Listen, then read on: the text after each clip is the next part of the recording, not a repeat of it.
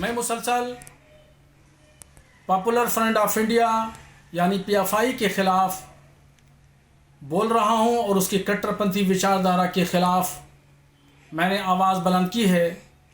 आज मुझे दोपहर में धमकियां मिली और ये कहा गया कि तुम अपनी ज़ुबान को बंद कर लो वरना तुम्हारा अंजाम बुरा होगा।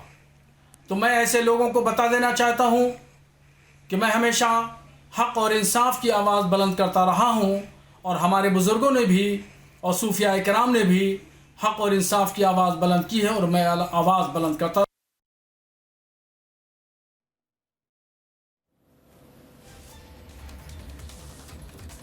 Well, there you have it, viewers. The cleric himself stating that he had received several such calls and he has been asked to stay silent or else also face the consequences. Let me also bring in my colleague Ashwin, who's been reporting on the ground on the story.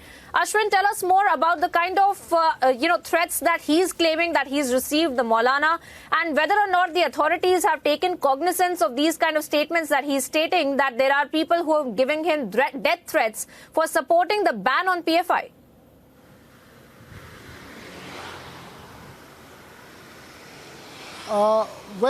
The anonymous death threats that has been received, it is yet to be confirmed whether it has been sent from PFI. But saying that Jamaat-e-Islami is one organization which has not spoken, in favor of the PFI. Even in Kerala, when this raid had happened, the top leaders of the Jamaat-e-Islami didn't go against the raid. In fact, they have welcomed it in Kerala as well. So obviously, this has not gone well with the remaining cadres of the banned outfit of the PFI. At the moment, we can only say that, and more details are awaited.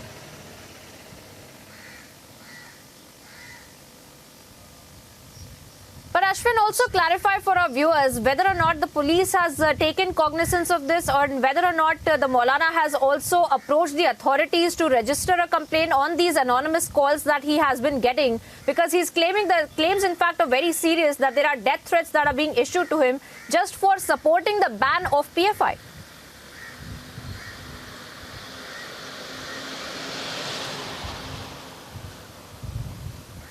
Well, Jamaat-e-Islami cleric who has now come out, he has claimed that he has received death threat from PFI. Now, even that can be construed as a crime because the organization is right now, banned in every sense for the next 5 years. So essentially, any kind of threats like this will again come under the UAP, and no doubt about it. But saying that, the police will have to do an independent investigation on this matter, especially when the claims are such serious claims. This investigation is due, and at the moment all we can say is that the police will definitely will take cognizance of the allegations that has been made by the cleric, and later we can expect some kind of a police statement on this regard.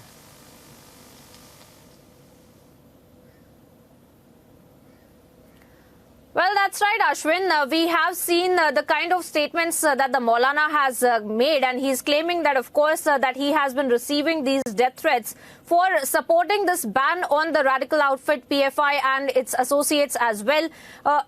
In fact, we also have several voices that are coming in on the broadcast. Let me go across to Mufti Manzoor as well, who's joining me on the broadcast. Mufti ji, if you can hear me, what do you make of these kind of statements that are being made, the death threats that are being issued to people for supporting a ban on PFI?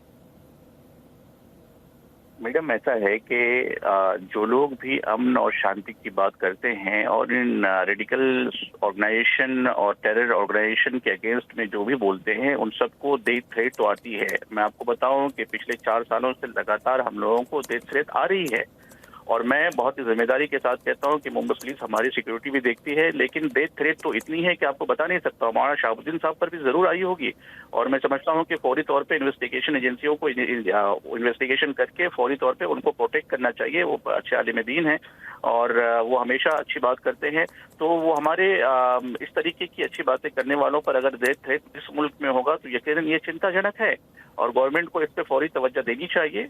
और जब भी अमन पसंद लोग अच्छी बातें करते हैं और इनके खिलाफ बातें करते हैं, टेररिस्टों के खिलाफ, तशद्दुद पसंदों के खिलाफ, सख्त गिरों के खिलाफ जब भी हम बात करते हैं तो हम सबको तेज तो मिलती है और रोज वो सहना पड़ता है हम लोगों को। और मैं आपके चैनल के माध्यम से कह रहा हूँ कि इतना बर्दाश्त करना पड़ता है, आपको बता नहीं सकता हूँ। कहाँ कहाँ जाने से हमको थ्रेट होती है, कहाँ कहाँ जाने से हमको डर लगता है कि कहाँ पे क्या हादसा हो जाएगा हम लोगों के साथ। तो ये चीजें हमें रोज देखने को मिलती हैं। तो मैं गुजारिश करूंगा कि फौरी तौर पे मौलाना शहाबुद्दीन साहब को इन्वेस्टिगेशन एजेंसियां फौरी चेक करे और उसको एक TR देखे और फौरी कार्रवाई करे।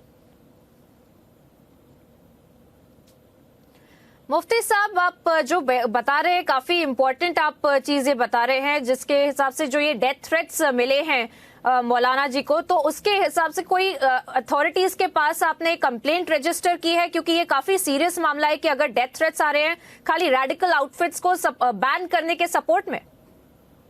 मैं आपको बताऊं कि पिछले 5 सालों से हम लोगों को रोज डेथ थ्रेट है और ये इन्वेस्टिगेशन एजेंसियां मुंबई पुलिस के पास, गवर्नमेंट के पास, होम के पास, सबके पास ये सारी रिपोर्टें हैं। मतलब हम लोग डर महसूस करते हैं, लेकिन मतलब ये है कि कल होकर के किस वक्त हम लोगों के साथ हादसा हो जाएगा हम ये नहीं कह सकते। इन्वेस्टिगेशन एजेंसियां और इन एजेंसियों को फौरी तवज्जो देनी चाहिए। मैं आपको बताऊं कि इसकी कंप्लेंट हमने मुंबई पुलिस के हवाले करके रखा है। मुंबई पुलिस ने TR रेट हमारा देखा है कितना खतरनाक है और मैं समझता हूँ कि पूरे मुल्क के अंदर में हम लोग कहीं पर भी होते हैं इस बात का सामना करना पड़ता है और डर लगता है कि कहां पर हादसा हो जाएगा मैडम। तो ये थ्रेट देने वाले लोग, ये जो रेडिकल ऑर्गेनाइजेशंस हैं और सख्तगीर ऑर्गेनाइजेशन है, ये लोग बर्दाश्त नहीं करते कि हम उनके खिलाफ हम बोल रहे हैं, तो उनको बर्दाश्त नहीं होता है। वो कश्मीर से लेकर कन्याकुमारी तक जितनी भी जगह पर इनके ऑर्गेनाइजेशन महफूज हैं और मजबूत हैं, वो सब के सब इस बात के लिए कोशा होते हैं कि अमन पसंद और हक बात करने वाले अगर आलिम दीन है, मौलाना है या कोई और है, अच्छी बात अगर वो कर रहे हैं, इंसाफ की बात अगर कर रहे हैं, तो उनको फौरी तौर पर खत्म कर दिया जाए। इस बात का सामना हम रोज कर रहे हैं मैडम, रोज करते हैं।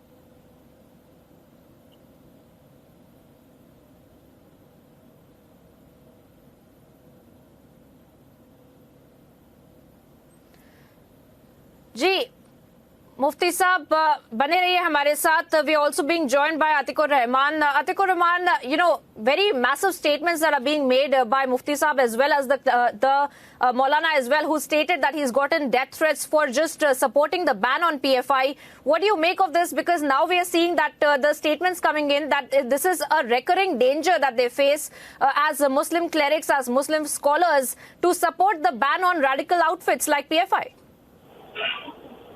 Well, with due respect to Mufti Sahab, I do not believe in such claims. Such claims are bogus to me because they are being made to garner some sort of a fame, I believe. And whoever today is supporting a ban on PFI should be readying himself for a ban on himself. Because the BJP RSS wants to rule India with one saffron color, saffronization, a Hindutva state, a theocratic state like Pakistan, and we will be, torturing the Indian people if we move towards the Hindu Rashtra. And these are the fast-moving steps towards the Hindu Rashtra, banning all organizations, including all political parties of any UN cry, the Congress, the other, left parties. All parties will be banned in future. All groups will be banned as they have been banned in the last 8-10 years. All NGOs are under scanner. So what exactly do we Atikur Rahman, please hold your thoughts. Sir, please hold your thoughts. Of course, I will come back to you because what you're stating is you're saying that there should be people who must be supporting these radicalized outfits. Please stay on with us because we're being joined by Maulana Shahabuddin Rizvi, who is the president of the All India Muslim Jamaat president. He's the one who had been receiving these death threats, and I believe we should listen to him first before jumping to any conclusions. Maulana साहब, आपको मेरी आवाज आ रही है? तो ये जो आप बता रहे हैं कि आपको डेथ थ्रेट्स आ रहे थे क्योंकि आपने पहले शुरुआत में ही जो ये बैन है रेडिकल और आउटफिट्स का, लाइक PFI का, आपने उसका सपोर्ट किया, उसकी वजह से आपको इतने सारे डेथ थ्रेट्स आ रहे हैं। क्या एग्जैक्टली हुआ आपके साथ? बिल्कुल बात सही है। और भारत सरकार ने जब प्रतिबंध लगाने का ऐलान किया, उससे पहले भी मैं PFI के खिलाफ बोल रहा था बराबर, और मैंने डिमांड की थी भारत सरकार से कि PFI पर प्रतिबंध लगाया जाए, क्योंकि यह कट्टरपंथी विचारधारा, शिद्दत पसंद सोच और फिक्र का संगठन है। ये सूफी विचारधारा के खिलाफ है और देश की एकता और अखंडता के भी खिलाफ है। तो जब भारत सरकार ने इस पर प्रतिबंध लगाने का ऐलान किया तो मैंने इसका स्वागत किया और भारत सरकार का मैंने समर्थन किया प्रतिबंध लगाने का। कल 3:42 पर मेरे पास में फोन आता है और वो फोन पर बताता है कि मैं PFI से का सदस्य हूँ और कहता है कि टेलीविजन पर, अखबारों में तुम्हारा बड़ा बयान आ रहा है, बहुत बोल रहे हो, जुबान काट दूंगा और जान से मारने की धमकी देता है। तो इस तरीके से काफी उसने जो है मुझसे उल जलूल और गाली गलौज की बातें की। तो मैंने फिर तुरंत, मैं कल लखनऊ में था, मेरी माँ की तबीयत ठीक नहीं थी तो मैं उनके इलाज के सिलसिले में लखनऊ में था। तो वहीं से मैंने तो फौरन ही आधे घंटे में SSP बरेली और DM बरेली को मैंने इत्तला दी और फोन पे मैंने बात की।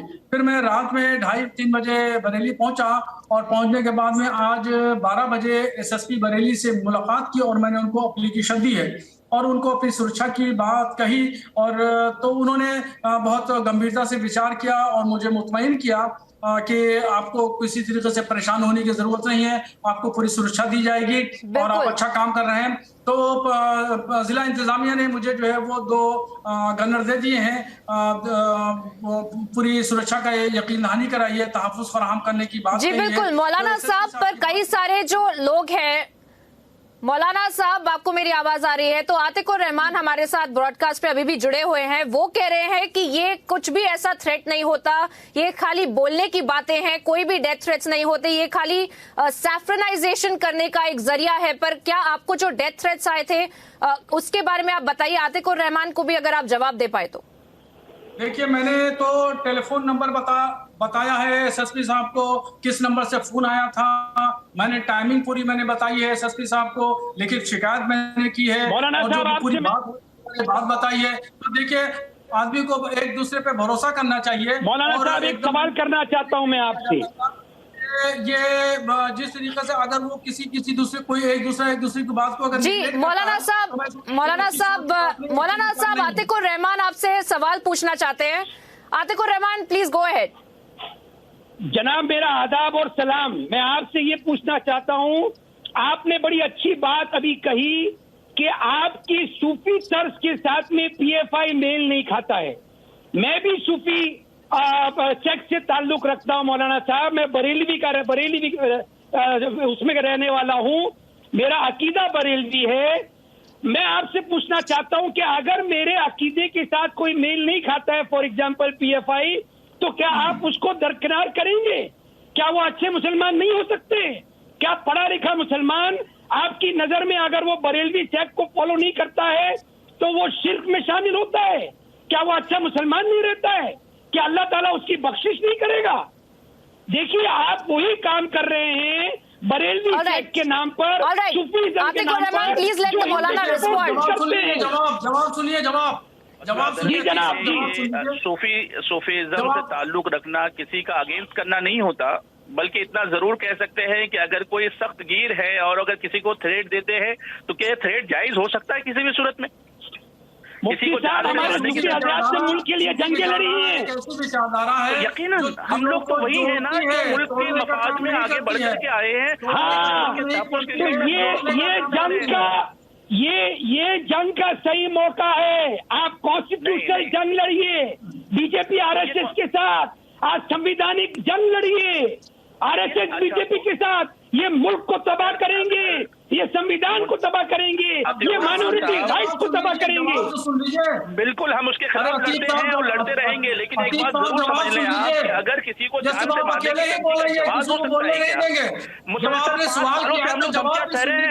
की आज की बात नहीं है। ISIS की धमकियां, इस्लामिक जिहाद की धमकियां, हिज़्बुल मुजाहिदीन की धमकियां, रोज धमकियां बर्दाश्त कर रहे हैं आतिक उर रहमान साहब। तो क्या ये किसी साहब, मैं समझता हूँ आप इतना जर्ब रखते हैं कि इन धमकियों से डरने वाले नहीं हैं। आपको अपनी लड़ाई जारी रखना चाहिए, लेकिन BJP RSS से बड़ा दुश्मन आपका कोई और नहीं हो सकता। आपको इस चीज को समझना होगा, मानना होगा। मौलाना शहाबुद्दीन साहब एक अच्छे रिप्रेजेंटेटिव हैं इस्लाम के और बरेली से ताल्लुक रखते हैं। आज उनके ऊपर में जान से मारने की धमकी उम्मत मुस्लिमा और अहले सुन्नत के लिए बहुत बड़ा नुकसानदेह पहलू है और ये गवर्नमेंट चाहे किसी की भी हो, लेकिन हम मांग जरूर करेंगे कि मौलाना शहाबुद्दीन को प्रोटेक्ट किया जाए। मुफ्ती साहब आतिक उर रहमान, मुफ्ती साहब, आतिकुर रहमान, मौलाना साहब, आप दोनों से कुछ सवाल पूछना चाहते हैं, कुछ बोलना चाहते हैं? मौलाना जी बोलिए। देखिए, अतीकुर रहमान साहब ने जो बातें कही हैं, अब अल्लाह वल्लाहु अलम बेहतर जानता है कि वो क्या है, किस विचारधारा के, मुझे नहीं मालूम है, इसका इल्म नहीं है, अल्लाह बेहतर जानता है। और मैं तो दुआ करता हूँ अल्लाह ताला उनको सही सालिम रखे और कौम का मिल्लत का जज्बा अता फरमाए। मगर देखिए, सूफी विचारधारा एक ऐसी विचारधारा है जो दिलों को जोड़ती है, तोड़ती नहीं है। मुफ्ती साहब ने जो बोलने दीजिए। अब मुफ्ती साहब ने जो बात कही है बिल्कुल बात सही कह रहे हैं, और अतीकुर रहमान साहब को समझना चाहिए कि सूफी विचारधारा हिंदू मुस्लिम इत्तेहाद चाहती है, दिलों को जोड़ती है और अपने वतन से मोहब्बत सिखाती है। ये जितनी भी दरगाहें हैं, खानकाहें हैं, यहाँ पर हिंदू मुसलमान सिखाई सभी लोग आते हैं और सभी लोग जो है वो अपनी मिन्नतें मांगते हैं, अकीदत और मोहब्बत का नजराना पेश करते हैं। और ये जो कट्टरपंथी विचारधारा के लोग हैं वो इन दरगाहों को नेस्त नाबूद करने की बात करते हैं, इन खानकाहों को मैं इनसे कुछ सवाल करना चाहूंगा। तो ये कैसे बर्दाश्त कर लिया जाएगा? ये कतई बर्दाश्त नहीं होगा जी। उनको अपनी बात खत्म करने दीजिए, उसके बाद आप अपना सवाल पूछ सकते हैं। कतई बर्दाश्त नहीं किया जाएगा, ये मौलाना कतई बर्दाश्त नहीं किया जाएगा। जी बोलिए। के खिलाफ बोला जाएगा। मौलाना विचारधारा एक ऐसी विचारधारा है जो देश की एकता और अखंडता को जोड़ती और कायम रखती है, मौलाना मुल्क की सालमियत को कायम रखती है। और कट्टरपंथी एक ऐसी विचारधारा है जो सालमियत, मुल्क की सालमियत के लिए खतरा है, अखंडता के लिए खतरा है। जी मौलाना साहब, आतिकुर रहमान आपसे कुछ कहना चाहते हैं? वेरी क्विकली आतिकुर रहमान, उसके बाद जी पीएफआई को लेकर जो very quickly Atiqur Rahman, your thoughts. जो छलावा पेश किया जा रहा है वो बिल्कुल गलत है। पीएफआई कोई ऐसी एक्टिविटीज में शामिल नहीं है। उनका लिटरेचर जो वेबसाइट पे अवेलेबल है वो कोई इस्लामिक स्टेट नहीं बनाना चाहता है। अलबत्ता सिर्फ इस बुनियाद पे अगर उनको आप अपोज करना चाहते हैं, उनकी मुखालफत करना चाहते हैं कि वो आपकी सूफी दर्द से मेल नहीं खाती है उनकी थॉट, तो ये तो गलत हो जाएगा मौलाना साहब। आपको पूरे हिंदुस्तान के मुसलमानों को That's not the point, Atikur Rahman. I feel that we have diverged a little bit.